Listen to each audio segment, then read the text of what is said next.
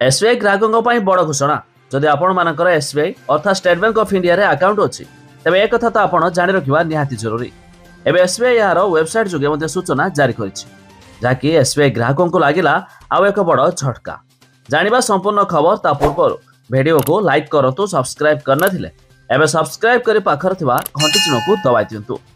तेज देशर सबुठारु बड़ सरकारी bank state bank of India निज उपभोक्ता को पुणी झटका देछि।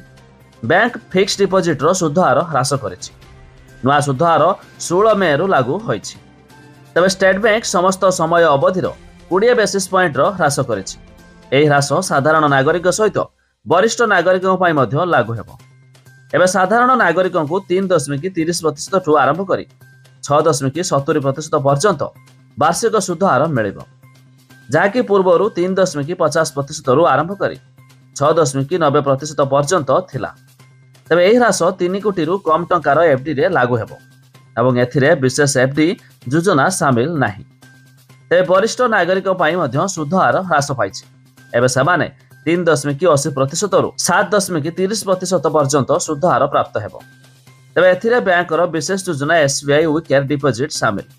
ते पूर्वरु एही हार 4% रु 7.50% मध्य थिला। तेबे एही नुआ हार सही वरिष्ठ नागरिक पई लागू हेबो जो माने 3 कोटी रु कम टंकार एफडी करूछंती। तेबे आपणकर एसबीआई रे अकाउंट अछि कि नाही ता निहाती कमेंट करी जणाइबे।